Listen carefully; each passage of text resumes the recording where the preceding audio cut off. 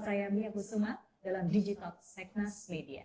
Kali ini kita akan membahas tentang isu yang sedang hangat-hangatnya nih diperbincangkan, yaitu tentang UU ITE yang menuai polemik di masyarakat. Undang-undang ITE sebenarnya dibuat untuk menjaga ruang digital Indonesia agar lebih bersih, agar lebih sehat dan beretika, dan bisa dimanfaatkan secara produktif oleh masyarakat. Tetapi implementasinya, pelaksanaannya justru menimbulkan rasa ketidakadilan bagi masyarakat. Nah, dalam persoalan ini nih, Presiden Jokowi sudah memerintahkan Kapolri Jenderal Polisi Listio Sigit Prabowo untuk benar-benar selektif memilah laporan berdasarkan UU ITE tersebut. Untuk membedah masalah seputar UU ITE yang sedang menjadi polemik saat ini, Seknas Media Channel sudah menghadirkan 2 orang narasumber yang berkompeten untuk membahasnya. Dan yang pertama, sudah ada di samping saya. Beliau adalah staf ahli Menteri Komunikasi dan Informasi Bidang Hukum, Profesor Dr. Andes Henry Subiakto, SH, MSI. Apa kabar, Prof? Baik, Mbak Mia. Kayaknya ini kebetulan lagi di Jakarta, jadi waktunya saya ambil sebentar untuk kita ngobrol-ngobrol, nggak apa-apa ya? Kemarin di Aceh sama Pak Saiful. Oh, ketemu lagi dong hari ini? Oh iya. Oke, karena sudah disapa juga, langsung saja saya akan menyapa Pak Saiful Mahdi. Ya, beliau sudah standby secara virtual. Beliau adalah narasumber kita yang kedua dan beliau ini adalah dosen Fakultas MIPA Universitas Syah Kuala atau Unsyah Banda Aceh. Pak Saiful, apa kabar? Baik, alhamdulillah. Selamat siang, Mbak Mia dan kawan-kawan. Tatap muka langsung. Malah makan malam bersama. Oh, makan malam bersama. Berarti saya yang belum Ditraktir sama Pak Ketemu Saiful. lagi, Prof. Kapan-kapan saya main ke sana Ketemu jadi lagi, biar Prof. lagi traktir ya, Pak ya. Pak Saiful sehat, Ditunggu, Pak? Mbak Mia. Alhamdulillah sehat, terima kasih. Alhamdulillah. Baiklah, kita akan berbincang-bincang ya. Dan tentunya juga kita tidak hanya berdua di sini, Pak, Prof dan juga Pak Saiful. Kita juga akan menyapa langsung rekan-rekan yang sudah akan ikut bergabung dalam diskusi kita pada hari ini. Oke, ada Bung Damar Juniarto dari Setnet Voice. Lalu kemudian ada Bung Richard, Komite Penggerak Nawacita, dan juga Bung Akrom, jurnalis Indonesia Berita.com. Apa kabar semuanya? Baik, salam sehat ya.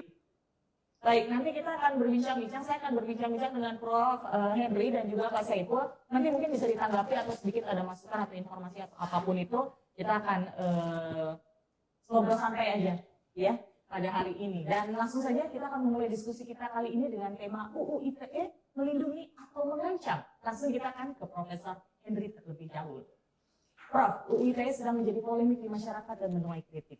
Yang kita tahu sudah banyak juga yang jadi korban. Nah, menurut Profesor Henry sendiri, ini yang salah undang-undangnya atau penegakan hukumnya, Prof? Kalau kita bicara mengenai undang-undangnya, memang tentu saja orang bisa saja mengatakan perlu lebih dilengkapi atau lebih diperjelas. Itu hal yang logis lah.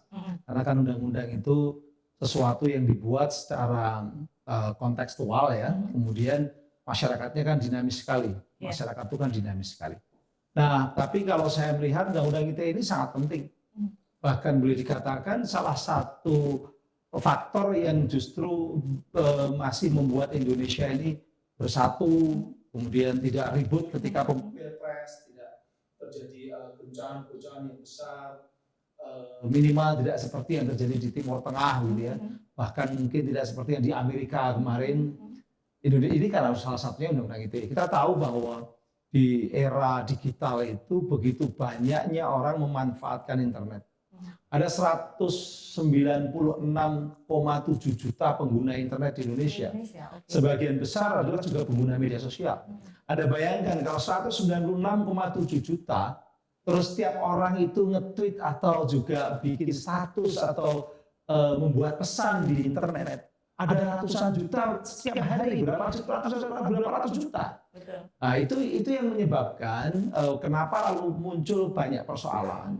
Karena apa? Dulu orang itu kalau namanya diskusi, berdebat itu di warung kopi. Ya, di warung kopi, di tempat-tempat terbuka begitu, sehingga pelakunya atau yang terlibat itu ya hanya puluhan orang dan tidak terrecord. Tetapi sekarang adalah perdebatan, rasan-rasan, mungkin juga saling ejek, itu di media sosial, di mana melibatkan tidak hanya orang-orang secara fisik, tapi bisa sampai borderless, bisa itu juga di-share ulang. Nah, akhirnya banyaklah konflik. Makanya konflik terbesar menurut teman-teman SafeNet, saya datanya sudah saya kompilasi. Itu yang paling banyak itu masyarakat lawan masyarakat. Gara-gara tapi menggunakan undang-undang ITE, gitu ya. Dan tidak selamanya seperti yang disuarakan di media bahwa seakan-akan pemerintah pusat membungkam, gitu. Kayak Pak Saiful, nanti Pak Saiful bisa klarifikasi. Pak Saiful itu kalau nggak salah pendukung pemerintah gitu kan, tetapi dia justru berkonflik dengan dekan atau rektor di Syah Kuala sana. Iya, jadi konfliknya bukan dengan pemerintah pusat, bukan dengan saya, dengan menteri, bukan. Tapi dengan sama-sama pelaku interaksi di tingkat lokal, dan itu yang banyak terjadi. Jadi ini yang saya katakan bahwa kalau seperti ini memang banyak sekali di tingkat lokal itu seringkali diinterpretasi atau diterjemahkan dalam implementasi yang salah. Nah, kalau diimplementasi yang salah, ya kita harus juga gimana caranya menganulir atau mengurangi, ya, meredusir kesalahan-kesalahan implementasi itu. Nah, makanya pemerintah sekarang adalah salah satunya membuat tim untuk membuat pedoman supaya interpretasi minimal di lingkungan pemerintah sendiri itu tidak salah. Misalnya surat edaran Kapolri atau peraturan Kapolri itu dibuat untuk internal Kapolri supaya polisi tidak asal menerima laporan dan kemudian memproses secara hukum, tapi betul-betul dicerna secara hati-hati, secara prudent. Kemudian ada juga di Kejaksaan, bisa juga di Kementerian Kominfo. Bahkan kami nanti kalau misalnya diterima, itu Mahkamah Agung juga supaya membuat hal yang sama, supaya ada surat edaran Mahkamah Agung. Nah, itu yang kita lakukan. Di samping mengkaji juga, kalau memang ada undang-undangnya atau normalnya yang perlu dilengkapi, ya why not? Kan undang-undang bukan kitab suci. Betul. Jadi boleh-boleh aja dilengkapi, disesuaikan dengan perkembangan, sempurnakan. Baik. Pak Saiful mungkin bisa menanggapi tadi Prof juga sudah mengatakan. Pak Saiful sedikit bercerita. Saya sedikit menyampaikan pada tahun 2019 Dr. Saiful Mahdi ini pernah dilaporkan dan divonis 3 bulan penjara dan denda 10 juta rupiah karena kasus membuat kritikan di grup WhatsApp. Lalu dilaporkan atas tindakan pencemaran nama baik pasal 27 ayat 3 UU ITE. Nah, menurut Anda sendiri, apakah Anda ini menjadi korban UU ITE atau korban penegakan hukum yang salah, Dr. Saiful? Makasih Mbak Mia. Saya bukan ahli hukum, jadi itu pertanyaan yang sulit untuk saya, ya, perbedaan antara menjadi korban UU ITE dengan korban implementasinya. Mungkin Prof. Henry dan teman-teman ahli hukum bisa membantu saya menjawab itu. Tapi saya sepakat dengan Prof. Henry bahwa perkembangan ilmu pengetahuan dan teknologi yang luar biasa, memang perubahan sosial dalam masyarakat kita perlu undang-undang yang juga akomodatif dengan perkembangan perubahan, ya. Dan saya kira UU ITE itu jelas atau undang-undang semacam UU ITE itu jelas diperlukan untuk sebuah negara agar bisa lebih maju di masa depan, dan di banyak negara juga ada undang-undang sejenis. Tapi perubahan sosial yang terjadi demikian luar biasa, kita perlu mendengar semua kelompok masyarakat agar undang-undangnya semakin baik, gitu ya. Jadi perubahan sosial yang luar biasa ini kadang-kadang kita luput karena bisa saja misalnya pemerintah atau akademisi menganggap dia yang paling memahami perubahan yang sedang terjadi, gitu ya. Tapi beberapa kali kami membuat kajian itu, misalnya perubahan ke dunia digital ini bisa dikatakan ada sekelompok masyarakat yang sebenarnya lebih maju bahkan dari pemerintah, dari kalangan akademisi. Misalnya anak-anak era milenial atau generasi Z, gitu ya. Itu mereka mungkin lebih savvy, tech savvy daripada kebanyakan orang seusia saya. Nah, dan itu juga berlaku bahwa pemerintah sudah sangat baik mengantisipasi perkembangan perubahan pengetahuan dan teknologi, tapi pemerintah tentu saja perlu mendengar semua kelompok masyarakat agar undang-undangnya semakin baik. Iya, pertanyaan saya tadi, itu Mbak Mia, merasa menjadi korban itu sendiri? Oh jelas saya adalah korban dan sekarang tergabung bersama kawan-kawan dalam paguyuban korban Undang-Undang ITE. Anggotanya ada ratusan orang dan mungkin kalau boleh saya cerita sedikit, Paku ITE, paguyuban korban Undang-Undang ITE ini tidak semua teman-teman yang atau saudara-saudara kita sebangsa dan setanah air yang mengalami masalah dan diperkarakan dengan Undang-Undang ITE ini otomatis menjadi anggota Paku ITE. Ya. Saya ketika punya masalah dan diperkarakan dengan Undang-Undang ITE untuk menjadi anggota Paku ITE ini ditanyai dengan sejumlah pertanyaan screening yang sangat detail. Mungkin kawan-kawan ingin memastikan bahwa ya saya adalah korban bukan pelaku. Ya. Dan setelah di screening begitu baru menjadi anggota dan dari situ kemudian kami belajar Paku ITE ini adalah paguyuban di mana kami saling menguatkan, bertemu dan berdiskusi dan ceritanya macam-macam. Ada Bu Baik Nuril misalnya sebagai salah satu anggota, Bu Prita dan lain-lain dan intinya kami mencoba saling menguatkan bahkan saling mendukung dan kalau kita mendengar cerita dari teman-teman dalam Paku ITE ini mungkin ya sebenarnya tidak fair ya ketika ada yang mengatakan ya ngapain buat paguyuban korban segala, apalah masalahnya, kan itu masalah kecil saja gitu ya. Mungkin belakangan ini karena ada himbauan dari Presiden Jokowi, isu ini timbul kembali dan mungkin sudah banyak teman-teman anggota Paku ITE yang punya kesempatan untuk menceritakan pengalaman mereka, implikasi, dampak yang mereka alami dalam keluarga, dalam masyarakat, dalam karir mereka. Ya, jadi tidak sederhana sebenarnya. Walaupun ya kita seperti kata Prof. Henry sepakat perlunya undang-undang seperti ini, undang-undang yang mengatur transaksi elektronik, tapi menurut kami memang perlu revisi yang substansial, perlu perbaikan di sana sini dan saya kira produk hukum atau produk apapun seperti kata Prof. Henry bukan kitab suci yang tidak boleh diubah. Kita langsung menuju ke pertanyaan berikutnya. Profesor Henry, menurut Presiden Jokowi, UU ITE ini multitafsir dan pasal karet. ITE itu sebenarnya dia itu selalu bercampur dengan KUHP. Jadi yang karet itu adalah ketika dicampurkan itu. Jadi Pak Presiden benar, tetapi ketika dicampurkan. Tapi ketika ITE sendiri, ITE itu kan yang kena Pak Saiful misalnya, itu pasal 27 ayat 3. Pasal 27 ayat 3 itu normanya yang ada di ITE cuma pasal mendistribusikan, mentransmisikan, dan membuat dapat diaksesnya. Pak Saiful kebetulan dia tidak mendistribusikan karena dia hanya mengirim ke WA Group Civitas Akademika. Dia tidak mendistribusikan. Kalau mau mendistribusikan dia harusnya lebih luas lagi. Ya, itu mungkin pengertian di situ. Mungkin makanya lalu perlu apakah direvisi atau tidak. Kalau misalnya mau direvisi, apa batasan mendistribusikan? Apakah WA Group termasuk mendistribusikan atau tidak? Walaupun menurut saya WA Group itu bukan mendistribusikan. Sebentar. Ada mendistribusikan.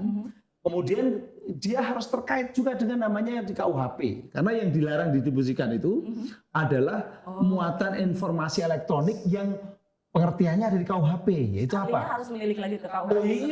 Iya, KUHP-nya.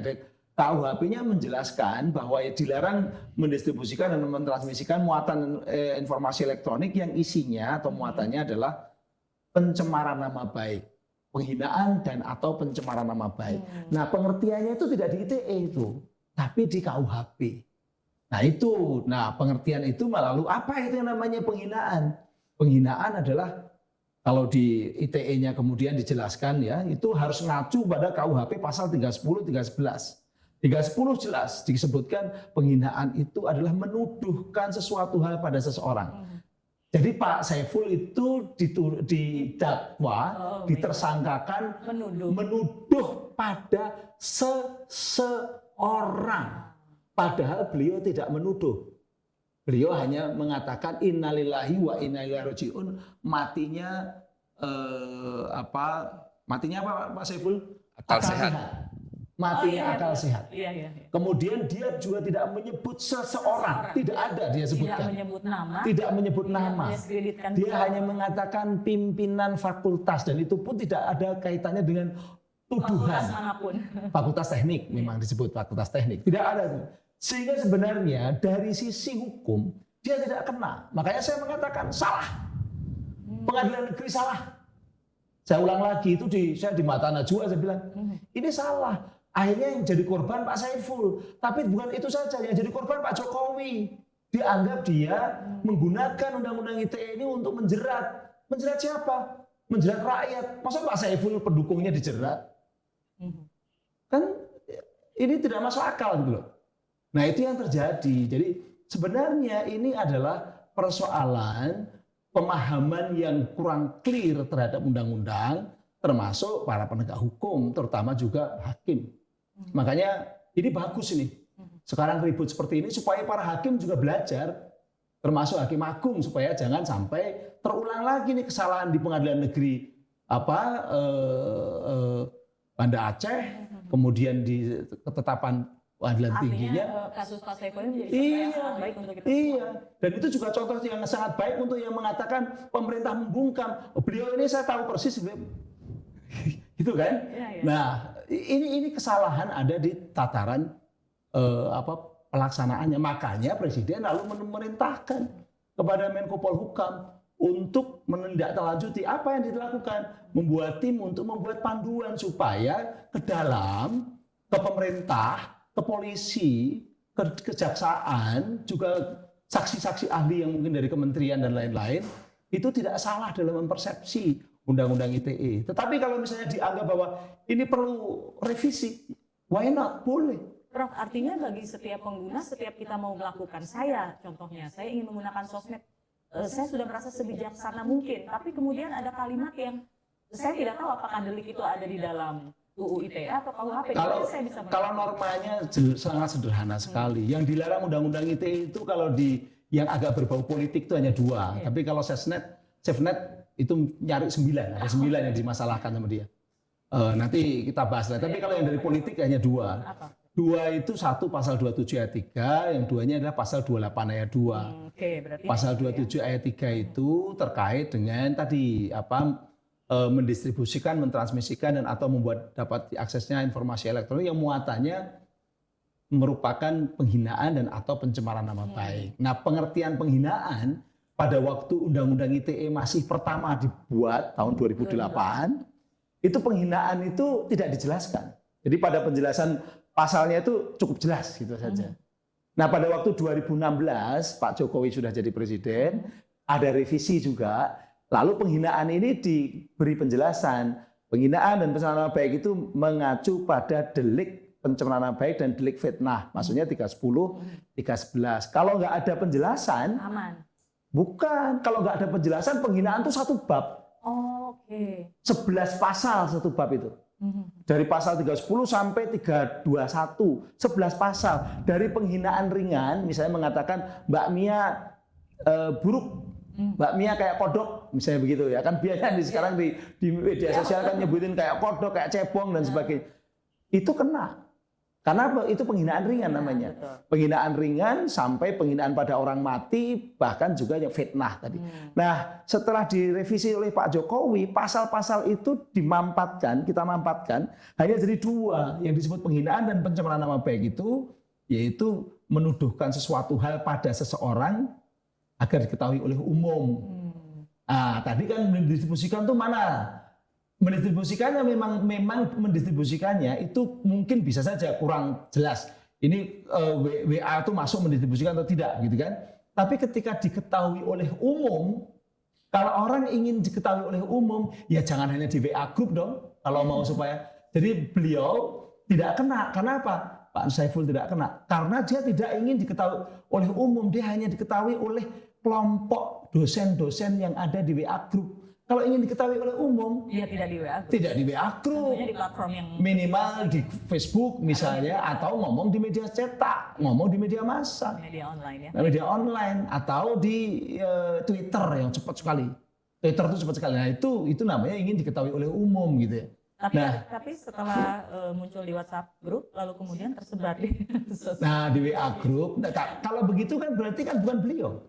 ada pihak lain. Ada pihak lain yang nyebarin, ya kan? Itu yang sebenarnya. Ya itu sebenarnya gitu loh. Jadi makanya saya katakan ini kesalahan di dalam penerapan, gitu loh. Tapi kemudian semuanya kena, undang-undangnya kena, presidennya kena, semuanya kena. Kalau kita katakanlah pemerintah sudah jelas, clear. Kalau mau direvisi, revisi. Tapi tidak berarti menghilangkan norma bahwa sekarang lalu boleh nuduh. Karena di situ kan tuduhan itu general principle of law. Jadi larangan menuduh, larangan memfitnah itu ada di undang-undang di berbagai negara, ya. Dan itu adalah general principle of law yang ada juga di Belanda dan ada sejak Wetboek van Strafrecht. Bukan buatan undang-undang ITE, yang jelas itu. Ya, oke. Gitu. Baiklah, kita menuju lagi ke Dr. Saiful Mahdi ya. Kapolri Jenderal Listio Sigit Prabowo mengaku UU ITE berpotensi dipakai untuk kriminalisasi. Nah, setuju nggak dengan pertanyaan Kapolri ini, Pak? Jelas, saya sangat setuju dan saya merasa dan kawan-kawan yang tahu kasus yang saya alami sepakat bahwa saya mengalami kriminalisasi usaha pembungkaman, ya. Dan itu jelas sekali, ya.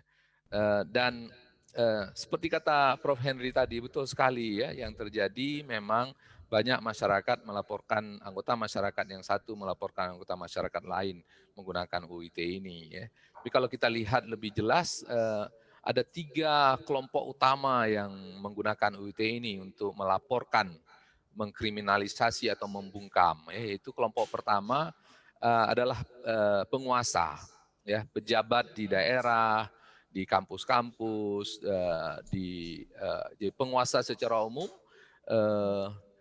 di banyak daerah seperti kata Prof. Henry ya, dan memang belum ada kasus misalnya Presiden Jokowi yang ingin membungkam oposisi misalnya ya. Kelompok kedua yang paling banyak melaporkan dan menggunakan UU ITE ini adalah pengusaha ya. Ketika buruh atau karyawannya protes atau menanyakan sesuatu secara online itu bisa jadi masalah. Dan kelompok ketiga, ini laporan SafeNet ini bisa dibaca dengan sangat lengkap, adalah aparat penegak hukum sendiri terutama polisi. Jadi kalau kita lihat dari yang menggunakan atau yang melaporkan pelanggar UU ITE itu 3 kelompok ini. Jadi memang sangat jomplang, sangat jelas bahwa ini adalah relasi kuasa yang tidak seimbang. Mereka yang berkuasa menggunakan UU ITE untuk membungkam, bahkan mengkriminalisasi mereka yang lebih lemah. Ini yang terjadi memang seperti kata Prof. Henry, bisa kita katakan dalam masyarakat. Ya, karena jelas tidak ada restu misalnya dari Jokowi untuk menggunakan ini membungkam para oposisi misalnya. Saya tidak tahu tentang itu. Tapi laporan SafeNet jelas menunjukkan yang menggunakan UU ITE ini yang menjadi pelapor itu 3 klaster besarnya adalah penguasa, pejabat di daerah, penguasa di kampus, penguasa di sebuah desa, ya, terhadap rakyatnya. Ya.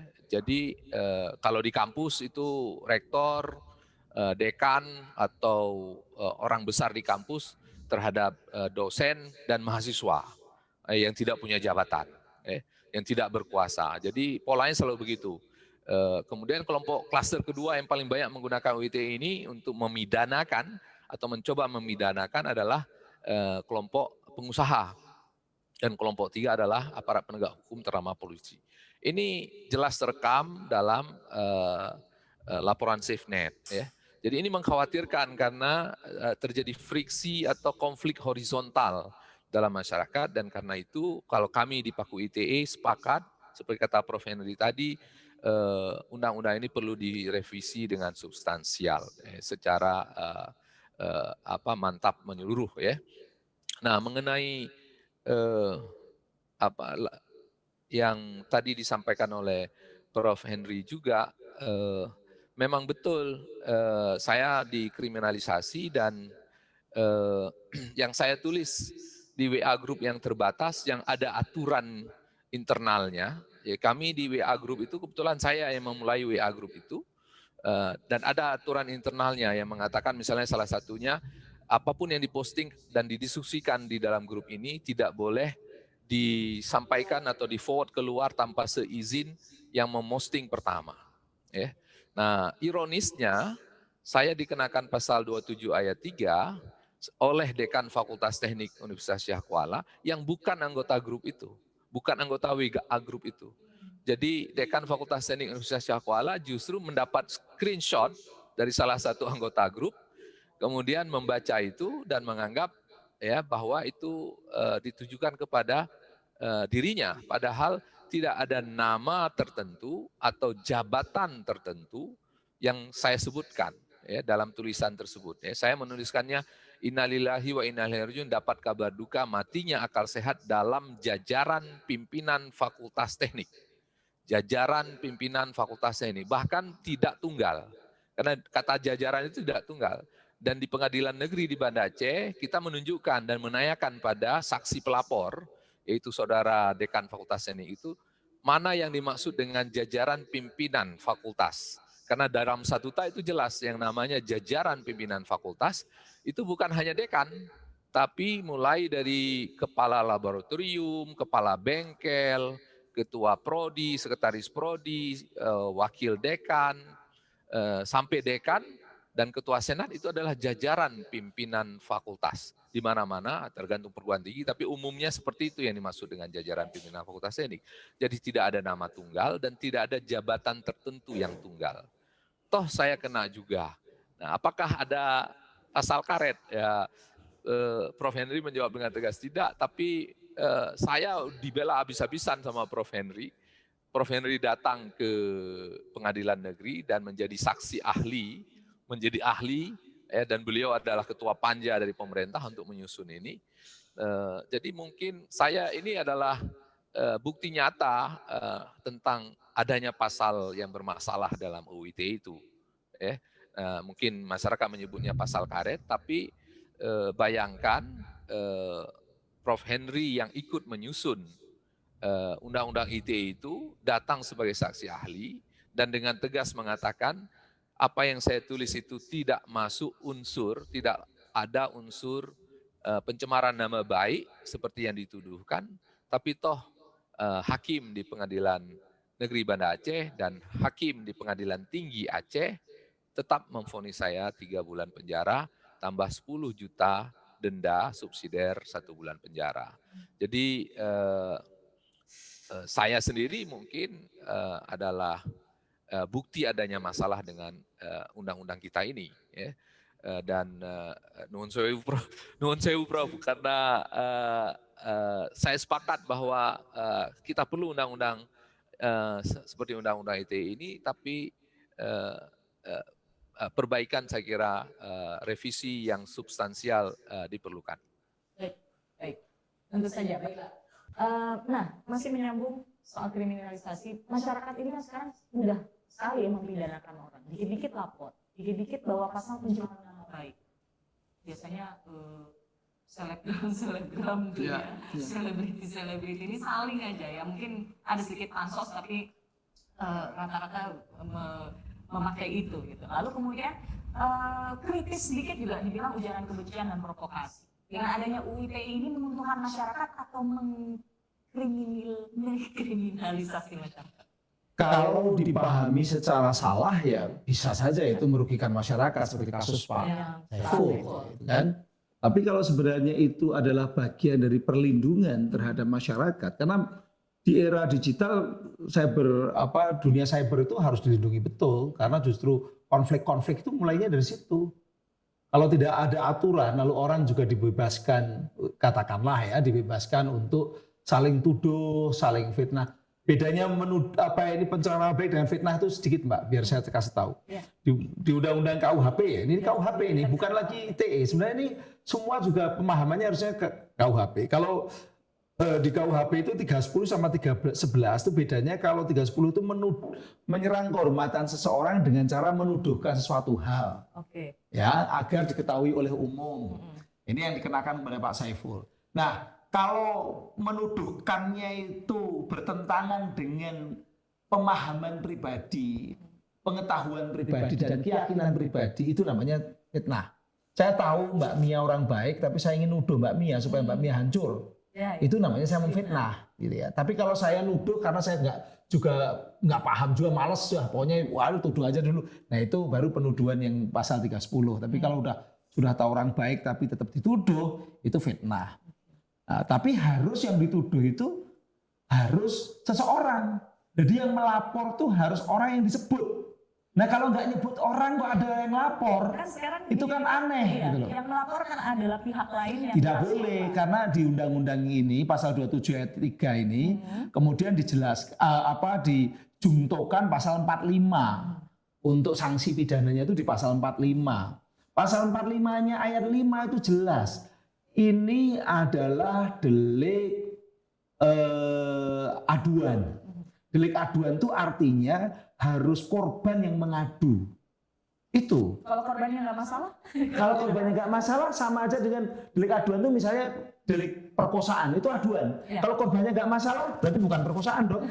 Ya, begitu kan? Ini sama, begitu loh. Nah, ini harus korbannya, dan korbannya harus jelas. Nah kalau korbannya aja tadi disebutkan sebagai jajaran pimpinan. Jajaran pimpinan itu bisa dekan, wakil dekan, kalcur, senat, ketua senat fakultas, itu jajaran pimpinan semua. Yang mana? Gitu loh. Apakah semuanya? Itu kan artinya bad feeling kan, perasaan. Itu yang namanya saya katakan ini salah. Ini salah memahami. Nah makanya supaya nggak salah memahami, pemerintah sekarang mau bikin pedomannya, walaupun telat ya. Harusnya udah dulu nih. Saya juga udah dari dulu udah mengatakan bahwa ini harus dari dulu kita bikin pedoman, tapi memang ya mungkin terlalu sibuk atau apa ya, terutama di kementerian kami sendiri. Itu sekarang dengan Pak Presiden seperti ini sudah jelas bikin pedoman. Kemudian Pak Menteri Polhukam juga bikin pedoman. Kemudian selain itu lakukan kajian. Siapa tahu harus direvisi. Karena memang betul bisa saja harus kita revisi. Gitu ya. Tapi kalau dikatakan ini karet atau tidak, itu relatif banget. Relatif. Kalau menurut saya sih, karena saya tahu ya, saya mengatakan tidak, bukan karet. Karena saya tahu. Tapi bagi yang tidak tahu akan mengatakan ini karet. Karena namanya juga nggak tahu. Ya, gitu kan. Prof sekarang ini untuk menjelaskan loh. Nah ini menjelaskan. Makanya memang kalau orang mau supaya supaya lebih jelas itu ya harus belajar itu. Kan hukum itu kan selalu dikatakan begitu. Azas hukumnya itu kan semua orang dianggap tahu hukum atau tahu undang-undang ketika sudah diundangkan. Padahal kan nggak bisa. Mbak Mia kalau nggak belajar juga nggak akan tahu gimana. Gitu kan. Nah, makanya itu. Yang saya harapkan adalah bahwa para penegak hukum itu mau mendengarkan mereka-mereka yang betul-betul tahu, atau kalau sudah nanti ada pedomannya, ikuti pedoman itu. Dalam artian jangan sampai kesana kemari gitu ya. Tadi misalnya hanya korban yang boleh mengadu. Apakah sekarang seperti itu? Tidak. Berarti apa? Yang salah di mana itu? Normanya atau pelaksanaannya? Nah, gitu kan. Padahal udah jelas tuh. Pasal 45 ayat 5 nanti dibaca. Delik aduan. Artinya kalau saya dilaporkan selama itu bukan korbannya, saya harus polisinya tidak boleh menerima. Polisinya tidak menerima. Kalau ada perkosaan yang diperkosa si A, tapi yang bilang merasa diperkosa si B, padahal dia nggak kenal aja enggak, ya kan nggak bisa. Iya betul. Baik Prof, kita sudah punya beberapa penanggap yang juga sudah tersambung secara virtual. Tadi saya sudah sebutkan juga ada Ibu Siti Nur Laila yang merupakan mantan Ketua Komnas HAM. Baik, Ibu, dari sisi HAM, apakah UU ITE melanggar HAM dalam hal menyampaikan pendapat di depan umum? Ya, jadi ini kan sekarang ini mudah sekali orang mengatakan terjadi pembungkaman, pembatasan kebebasan berekspresi dan macam-macam lah ya. Itu yang selalu disampaikan. Menarik menurut saya beberapa hal yang disampaikan tadi dari teman kita yang di Aceh ya, pengalaman di Aceh. Nah, tapi di sisi lain juga dalam konteks demokrasi, jadi dari perspektif hak asasi manusia, tentu memang semua warga negara dijamin kebebasannya untuk menyampaikan pendapat, berekspresi gitu ya. Nah, tapi semuanya adalah tentu ada pembatasan. Batasannya apa? Batasannya adalah undang-undang. Karena undang-undang itu dianggap sebagai kesepakatan bermasyarakat, berbangsa. Jadi di dalam Undang-Undang Hak Asasi Manusia sendiri ada satu pasal yang menyatakan bahwa hak asasi manusia seseorang bisa dikurangi sejauh dia diatur di dalam undang-undang. Nah, sebenarnya kemudian Kitab Undang-Undang Hukum Pidana, Undang-Undang ITE, dan berbagai macam undang-undang itulah kemudian memberikan batasan terhadap hak asasi manusia, bahwa ada penghormatan ketika menjalankan hak asasinya, maka tidak boleh melanggar hak asasi orang lain juga. Nah, karena itu kemudian diperlukan pengaturannya itu adalah dengan undang-undang, sehingga kemudian ada Undang-Undang ITE. Nah, masalahnya kemudian bagaimana pelaksanaan di dalam menerapkan Undang-Undang ITE. Nah, ini yang menurut saya pihak kepolisian, karena pasti penerima laporan pertama, itu yang harus memiliki SOP yang jelas, sehingga sebenarnya mana yang dia masuk di dalam bisa diproses, masuk unsur-unsurnya, dan mana yang tidak. Secara substansi sebenarnya bahwa substansi tindak pidananya itu tidak berbeda dengan tindak pidana yang dilakukan tidak di dunia maya, tapi juga di di dunia nyata nih ya, yang seperti halnya diatur di dalam Kitab Undang-Undang Hukum Pidana gitu. Nah, tapi sekarang kemudian orang memiliki interpretasi yang berbeda. Misalnya penghinaan dalam KUH pidana tadi yang Prof sudah jelaskan ini unsurnya, kemudian fitnah ini unsurnya. Jadi sebenarnya tidak ada pertentangan, jadi pembatasannya atau mengacunya bisa tetap kepada Kitab Undang-Undang Hukum Pidana.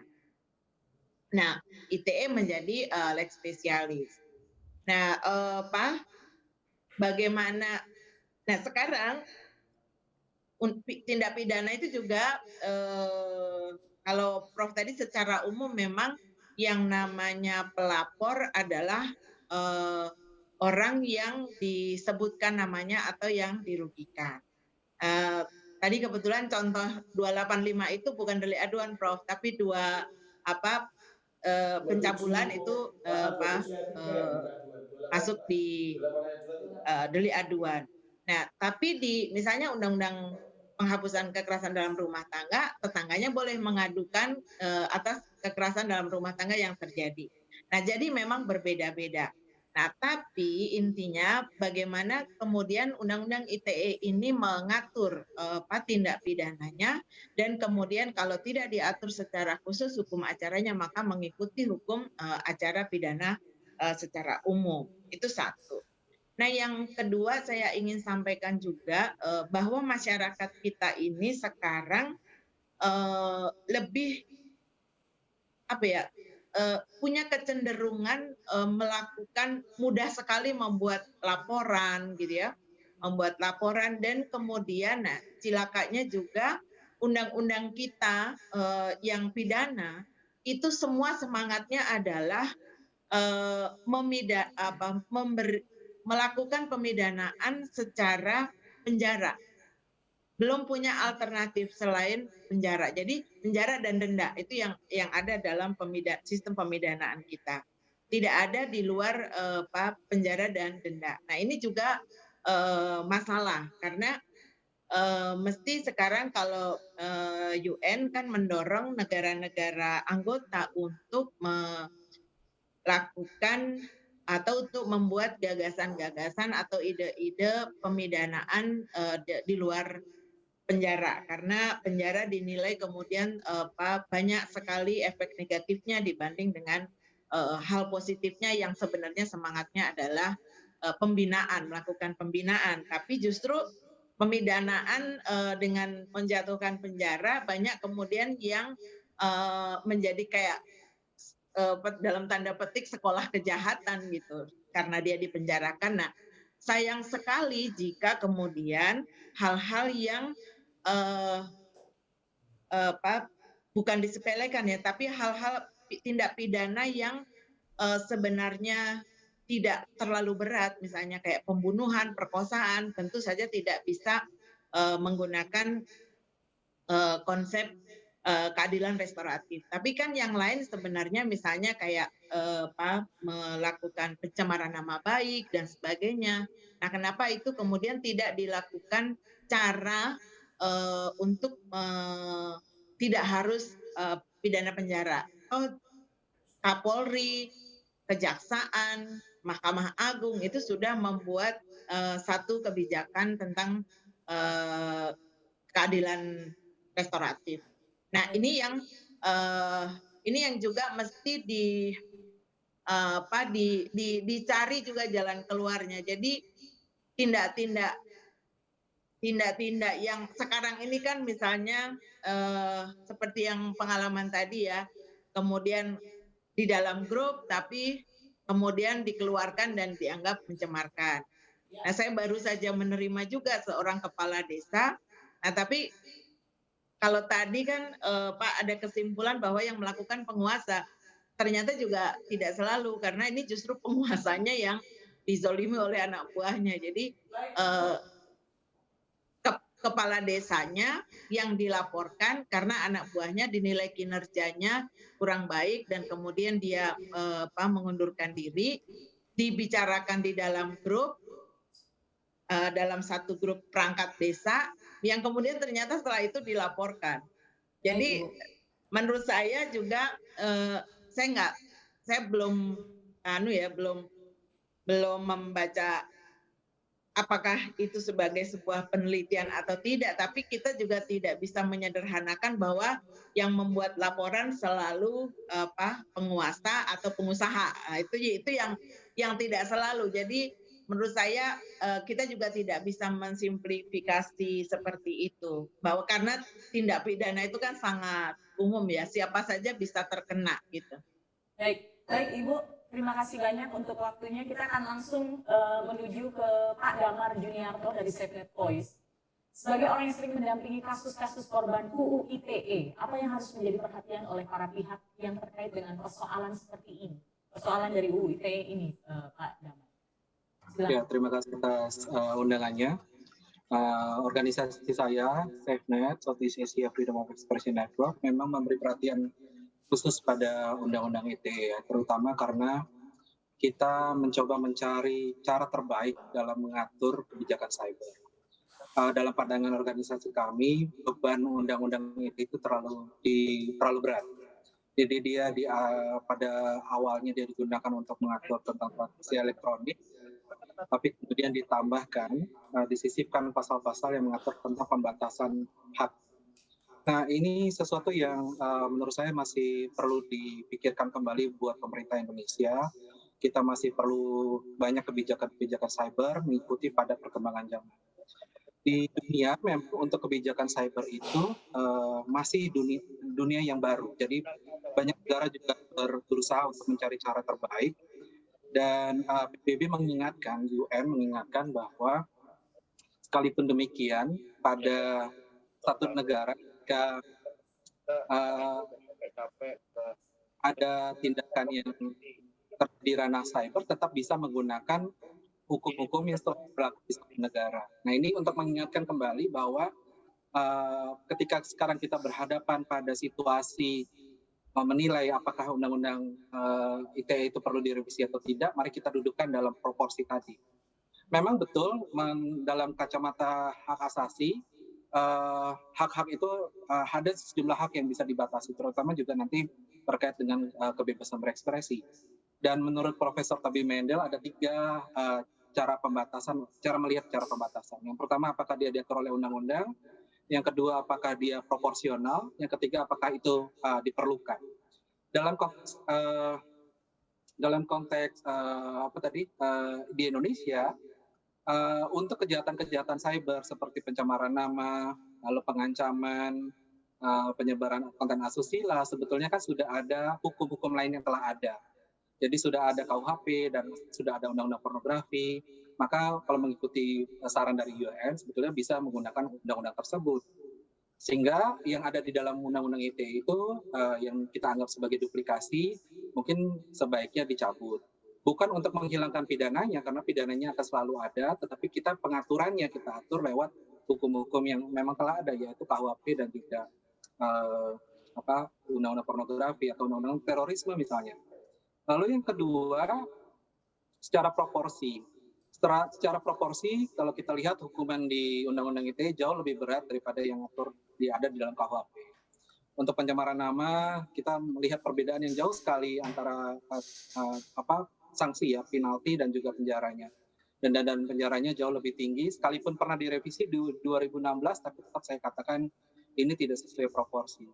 Dan agak aneh juga misalnya kalau kita melihat kasus-kasus yang terjadi di masyarakat, hal-hal kecil gitu bisa berujung pada pembicaraan bertahun-tahun. Nah, yang ketiga terkait dengan necessity. Saya rasa untuk necessity kita harus lihat dengan data yang benar. Dan kesempatan ini saya pakai untuk mengoreksi data yang tadi dikutip oleh Pak Profesor Henry. Mohon maaf Prof, itu data yang keliru yang Anda kutip, karena kalau menurut data SafeNet, pelapor paling banyak dari sekian banyak kasus-kasus yang telah kami tabulasikan, memang terpusat pada 3 ya Pak Prof. Yang pertama itu adalah orang, kita melihatnya dalam relasi kuasa, maka orang yang pertama paling banyak menggunakan itu adalah penguasa, jadi pejabat-pejabat publik. Lalu yang kedua adalah pengusaha, jadi orang-orang yang punya akses pada perusahaan, mereka berdiri dalam korporasi. Lalu yang ketiga adalah aparat, karena aparat juga memang bisa melaporkan menggunakan undang-undang ITE pakai model laporan A. Jadi dengan data yang ada sebetulnya kita sebaiknya menilai dengan baik sebetulnya apa permasalahan dengan undang-undang ITE. Saya mencoba mengingat situasi di tahun 2014 dan 2015 ketika saya memilih Pak Jokowi, dan waktu itu salah satu poin yang kita harapkan itu adalah revisi undang-undang ITE, dan itu kita dapatkannya di 2016. Tetapi yang gagal dari 2016, ini saya katakan gagal ya Prof, untuk mengatakan bahwa hasil revisi tidak sesuai yang kita inginkan atau dijanjikan. Waktu itu dijanjikan oleh Chief Rudiantara dan juga Pak TB bahwa setelah revisi kriminalisasi dan orang-orang yang dipenjarakan karena undang-undang ITE itu berkurang. Tapi kita saksikan sendiri dari 2016 sampai 2020 bukannya berkurang, malah ini sangat melonjak sangat melonjak drastis. Artinya kita harus membuka diri dan juga mencoba mencari tahu sebetulnya akar permasalahannya. Kalau dikatakan tadi Profesor mengatakan bahwa kendalanya adalah polisinya kurang pintar, kurang pandai untuk menafsirkan. Tetapi Prof juga mengatakan sendiri tadi misalnya dalam kasus Profesor Saiful Mahdi, pengadilannya juga keliru. Maka apakah akan begini cara kita memperbaiki? Pertama membuat pedoman interpretasi untuk polisi, lalu kita buat lagi pedoman untuk hakim. Lalu kalau MA-nya nanti memutuskan dalam kasus Baik Nuril bahwa dia tetap bersalah meskipun dia sebetulnya korban, apakah kemudian kita akan mengatakan lagi bahwa MA yang salah? Saya rasa harus membuka diri dan melihat di mana sebetulnya letak ketidakadilannya, di mana akarnya, di mana problemnya. Saya tidak mengatakan bahwa kita harus seperti yang dikatakan saya harus memperbaiki 9 pasal bermasalah, tapi ini seperti batu atau kerikil di dalam sepatunya Pak Jokowi. Pak Jokowinya mungkin nggak salah, tapi Pak Jokowi karena merasakan ada kerikil di dalam sepatu dan langkahnya terseok. Ketika meminta masyarakat untuk mengajukan kritik, dia tersandung oleh batu tersebut, dan batu tersebut undang-undang ITE yang memang sekarang menjadi kendala orang untuk menyampaikan kritik. Orang takut dengan tingkat penghukumannya yang tinggi, 96,8% conviction rate dari Undang-Undang ITE. Orang takut untuk menyampaikan sesuatu sekalipun dengan data karena akan berujung pada penjara. Sehingga batu ini mau tidak mau harus kita keluarkan dari sepatu. Nah, ini yang saya pikir penting untuk saya sampaikan. Saya mungkin berbeda pendapat dengan banyak orang. Saya pikir tidak apa-apa, tapi karena saya berasal dari mendampingi orang-orang seperti Pak Saiful Mahdi. Pak Saiful Mahdi nggak sendiri, ada banyak yang seperti Pak Saiful Mahdi. Dan terus terang saya resah gitu ya kalau kemudian revisi ini hanya dimaknai dengan pembuatan interpretasi. Baik, Pak Damar, terima kasih banyak untuk waktu ini. Kita langsung menuju ke Pak Richard. Beliau ini adalah Komite Penggerak Nawacita. Tanggapan Anda mengenai UU ITE ini seperti apa, Pak Richard? Ya, selamat siang menjelang sore untuk Bapak Ibu sekalian. Ada beberapa hal yang mungkin dalam catatan saya ya. Saya bukan ahli hukum, jadi mungkin saya mencoba tidak masuk ke sana karena itu sudah clear tadi, ada banyak hal yang disampaikan baik dari Prof, kemudian dari Pak Saiful, lalu ada juga dari Bu Lela. Nah, kayaknya udah pakarnya di situ ya. Saya melihat beberapa hal yang menarik. Yang pasti satu, kita melihat banyak korban dari undang-undang ini. Jelas ada Pak Saiful di sini sebagai korban langsung yang kita lihat. Itu kan kasusnya aneh ya, tapi ternyata kalah juga di pengadilan. Ini kan ada apa sebenarnya. Yang kedua, kita juga melihat ini di media sosial, kemudian orang dengan gampangnya juga memang mengeluarkan kata-kata yang tidak sepantasnya. Itu kita lihat dan memang terjadi setiap hari, mau itu di WAG ataupun mungkin juga di media sosial lain. Kalau kita dari sisi sosial media, WAG itu juga bisa dianggap sosial media terbatas. Kalau kita bicara Facebook, misalkan Facebook itu kalau dibatasi juga dia terbatas gitu kan, kecuali yang kemudian bisa open public. Nah, tapi kemudian kalau kita ketemu orang secara langsung itu berbeda. Jadi profil yang ditunjukkan lewat kata-katanya di sosial media atau tulisannya di sosial media yang begitu keras dan lain-lain. Tapi kalau ketemu langsung banyakan tidak gitu. Kalau secara umum ya, masyarakat umum, mungkin kalau yang sudah dengan sadar memilih, ada juga ini tokoh-tokoh yang dengan sadar memilih satu bentuk profil tertentu gitu. Bisa jadi orangnya juga seperti itu gitu. Ini kan dalam media sosial ini kan ada banyak hal ya, ada juga urusan urusan komersialisasinya ada juga itu di situ gitu. Jadi ada followers, ada influencer, buzzer dan lain-lain. Nah, yang ketiga saya juga prihatin dengan kita punya masalah dengan literasi. Berbicara verbal juga belum tentu kita bisa menyampaikan apa yang ada dalam pemikiran kita dengan baik. Kemudian bahasa tulisan. Sering sekali terjadi mispersepsi antara apa yang dia maksudkan dalam tulisan dengan apa yang sebenarnya dalam pemikirannya. Di WAG sering itu terjadi, misalkan. Lalu kemudian dalam bidang jurnalis, ya, ini sekarang fenomena clickbait itu kan jadi masalah juga. Orang kita banyak yang kemudian tidak mau membaca detail, lalu kemudian framing media juga sering menjadi masalah gitu. Nah, ini semua kan yang mungkin bagian dari yang mesti dijawab oleh revisi dari Undang-Undang ITE ke depannya. Mengenai transaksi elektroniknya kita mungkin cukup clear, itu harus gitu ya. Tapi kalau kita sudah masuk ke arah penyebaran kebohongan, hate speech, fitnah dan lain-lain, ini memang perlu ada sesuatu yang clear. Karena memang kita lihat pada kenyataan memang ada cukup banyak korban, tapi di sisi lain juga warganet kita ini, netizen kita ini juga problem juga gitu. Jadi dan yang menjadi problem, masalah berikutnya itu adalah apabila kita udah kena kasus secara personal, kita kan bukan orang atau bukan korporasi yang kemudian ya kita harus ngurus sendiri, waktu terbuang, biaya terbuang. Mungkin Pak Saiful mengalami itu kan, pikiran terbuang. Ini semuanya kan tak tergantikan pada akhirnya juga. Gitu. Kerugian-kerugian yang timbul. Jadi the damage already happened. Begitu juga dengan penyebaran berita bohong itu. Jadi sebaran itu jauh lebih cepat biasanya daripada kemudian klarifikasi atas kebenaran. Dari sisi saya mungkin itu yang saat ini bisa saya sampaikan. Jadi ada beberapa hal yang mungkin di luar hal-hal hukum yang juga perlu diselesaikan juga. Nah mungkin begitu Mbak.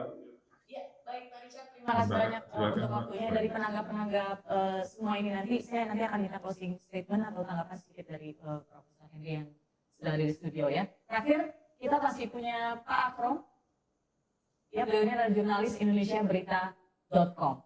Dalam membuat berita kritikan ke pemerintah sebagai seorang jurnalis, pernah ada perasaan takut nggak sih mengkritik pedas secara langsung ke pemerintah? Mbak Maya, rekan-rekan, Bapak Ibu sekalian. Jadi kalau bicara undang-undang ITE sebenarnya dari sudut pandang kami jurnalis itu sudah bicara ini dari tahun 2008. 2009 sampai 2020 karena kami pekerja media atau berprofesi sebagai jurnalis menganggap undang-undang ini sangat merugikan kami, bahkan banyak yang Mbak katakan tadi jelas sangat takut. Nah maka kalau saya boleh kutip Ketua AJI Jakarta, kata-kata adalah penjara.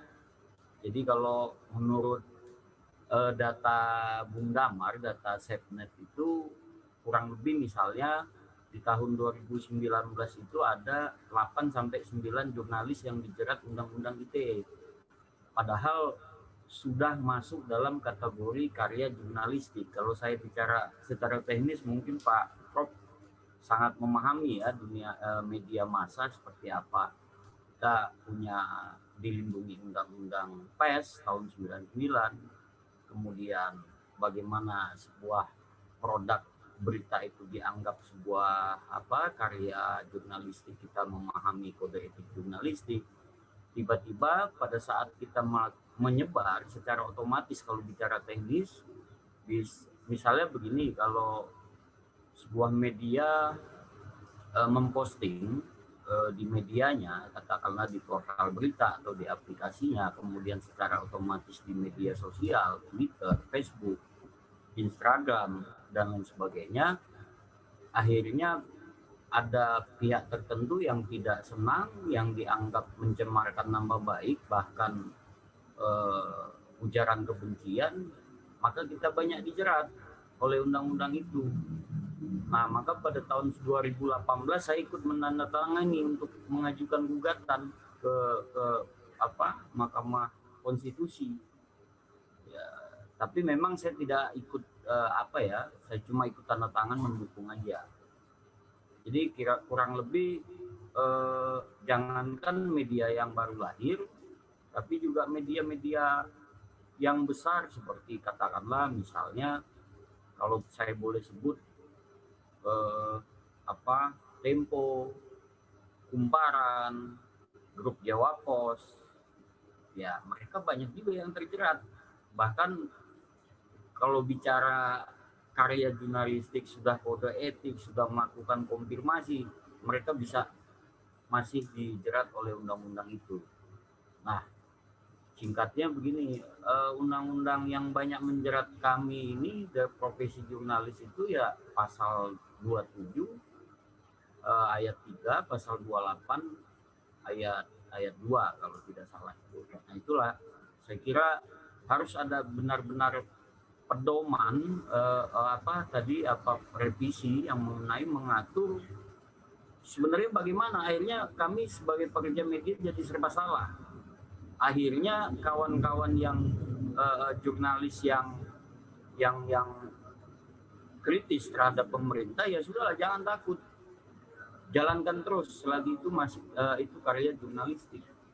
Nah, akhirnya kita tabrak, tapi ketika kita menabrak itu akhirnya kita dipenjarakan, termasuk kalau kami katakan ini berbenturan juga dengan Undang-Undang 99 yang mengatur kebebasan dan sebagainya lah, seperti itu. Jadi saya kira mohon kepada pemerintah melalui Prof yang sebagai dari Kominfo untuk mengatur secara gamblang seperti apa ini sebenarnya pers ini, bagaimana ini masa depan pers. Saya kira untuk sementara itu dulu, Mbak. Iya.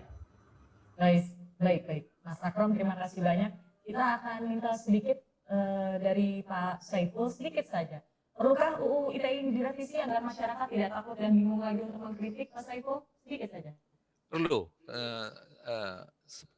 Diskusi kita menunjukkan ada bagian-bagian yang perlu direvisi, ya, dan revisinya perlu substansial karena di satu sisi kita perlu pengaturan seperti kata Mas Damar tadi,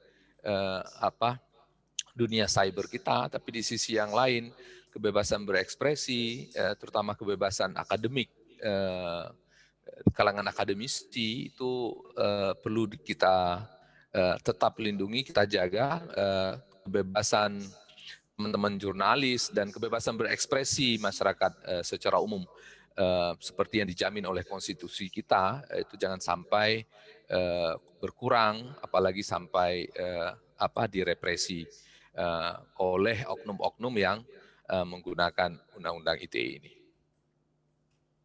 Baik, demikian ya Pak Saiful, terima kasih banyak. Dan terakhir mungkin dari Prof sebagai penutup untuk menanggapi seluruh penanggap yang tadi sudah juga meluangkan waktu untuk kita, kira-kira kritik apa yang harus disampaikan oleh masyarakat agar kemudian nanti tidak dipenjarakan? Kritik aja, nggak ada masalah dengan kritik. Oke. Jadi undang-undang ini tidak melarang kritik dan tidak melarang pemberitaan.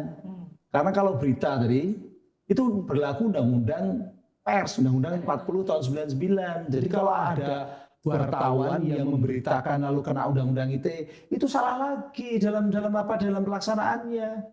Terus gimana? Karena lex specialis derogat legi generalis. Yang spesialis itu apa? Jurnalistik itu di mana? Undang-undang pers, berlaku undang-undang pers. Kecuali kalau wartawan itu main di Facebook, main di Twitter, itu baru kena undang-undang ITE. Tapi kalau dia berita di medianya lewat sebuah pers, lewat pers yang sudah diakui oleh Dewan Pers, maka berlaku undang-undang pers, ya kan? Karena apa? Sudah lewat namanya mekanisme editorial, sudah ada kode etik dan sebagainya. Jadi kalau ada masalah diselesaikan dengan komunikasi diselesaikan dengan komunikasi, itu hak jawab. Saya berani untuk membantu wartawan kalau memang dia wartawan pers, kemudian dikenakan undang-undang ITE, itu sudah salah. Bukan kontennya, bukan pas ada pasal yang dilanggar, tetapi itu karena yang lex spesialisnya undang-undang pers, harus berlaku undang-undang pers. Kecuali kalau dia tadi main-main, itu yang pertama. Yang kedua, kalau mau aturan yang ada di ITE dihilangkan, cukup yang ada di KUHP. Indonesia itu tidak menganut unikodifikasi. Artinya tidak semuanya persoalan pidana itu ada di KUHP, tidak. Banyak undang-undang yang pidananya itu di KUHP dan kemudian diperkuat dengan undang-undang, apakah itu undang-undang lingkungan, apakah itu undang-undang cipta, hak cipta, macam-macam, banyak sekali undang-undang, termasuk undang-undang ITE. Jadi undang-undang ITE yang diatur di undang-undang ITE dengan yang diatur di KUHP itu bukan sesuatu yang sama. KUHP melarang orang melakukan pencemaran nama baik dan penghinaan, fitnah misalnya begitu ya. Tapi di ITE yang dilarang adalah yang menyebarkan. Yang memfitnah Anda. Saya tahu itu fitnah, tapi saya ingin menghancurkan orang yang difitnah itu. Saya nyebarkan. Kalau KUHP-nya kena Anda, tapi yang nyebarkan kena ITE. Jadi berbeda. Gitu ya. Jadi ini sesuatu yang berbeda. Dan itu tidak hanya di Undang-Undang ITE. berbagai undang-undang itu kodifikasinya itu tidak satu hanya di KUHP saja, tetapi ada juga di undang-undang yang lain, undang-undang sektor begitu. Ini banyak itu contohnya banyak, nanti dicari. Kemudian yang kedua, saya setuju kalau memang Indonesia mau mengadopsi lebih banyak pidana itu bukan lagi pidana penjara, itu boleh-boleh saja. Tapi tidak berarti bahwa pidana penjara juga itu salah. Itu kan perkembangan ya, perkembangan humanistik di Eropa sekarang ini apa-apa adalah mengurangi yang namanya kepemidanaan itu. Karena supaya kalau ada orang bersalah itu ya tidak selalu harus dipenjara. Mungkin denda atau mungkin lebih kepada kerja sosial dan sebagainya begitu ya. Itu yang dilakukan tetapi kita ini jangan lupa KUHP-nya masih belum berubah loh. KUHP-nya masih belum berubah dan KUHP itu sejak Wetboek van Strafrecht. Nah itu yang makanya saya katakan tidak semudah yang dibayangkan orang. Nah sekarang di era digital ini memang yang namanya pengguna internet itu begitu banyaknya ratusan juta yang sangat riuh, yang sangat saling lapor, saling caci, saling. Nah, kalau nggak ada undang-undang ITE, terus berarti bagaimana? Apakah lalu hanya menggunakan katakanlah KUHP saja, misalnya pasal 28 ayat 2. KUHP itu ada larangan orang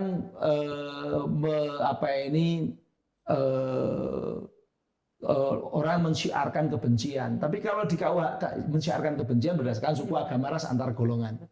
Itu yang mensyiarkan. Kalau di sini di KUHP-nya adalah yang menyebarkan. Lebih kepada yang menyebarkan. Cara membuat. Jadi yang membuat di sini yang menyebarkan. Jadi kadang-kala memang ada sesuatu yang berbeda antara yang ada di ITE sama yang ada di KUHP. Kalau semuanya harus dihilangkan, berarti kita menggunakan namanya kodifikasi. Bahwa semua hukum harus satu. Kalau seperti itu, saya setuju. Itu kan sistem ya. Bikin aja KUHP-nya yang lengkap. KUHP-nya yang dilengkapi. Jangan KUHP-nya ketika mau direvisi juga dilarang, tapi ITE-nya mau disuruh hilangkan. Itu juga menjadi persoalan nanti. Dan pertaruhannya adalah Indonesia, NKRI. Sekarang aja ada KUHP yang katanya, ada ITE yang katanya menakutkan, takut ngeritik. Coba Anda lihat di medsos, isinya apa sih di medsos? Nggak ada kritikan, nggak ada bully-bulian, nggak ada fitnah, nggak ada hoax. Enggak.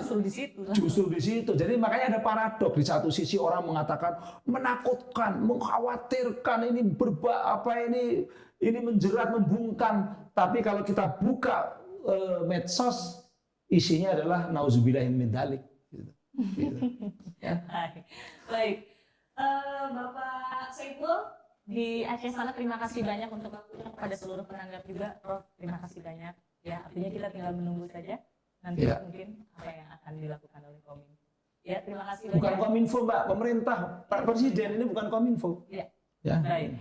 UU ITE dibuat untuk melindungi masyarakat dan negara. Menyampaikan kritik adalah bagian demokrasi. Namun jangan sampai kritikan kita malah mencelakai kita sendiri. Jadi bijak ya, lebih bijak dalam menggunakan sosial media. Kalau di dunia nyata ada KUHP, betul ya.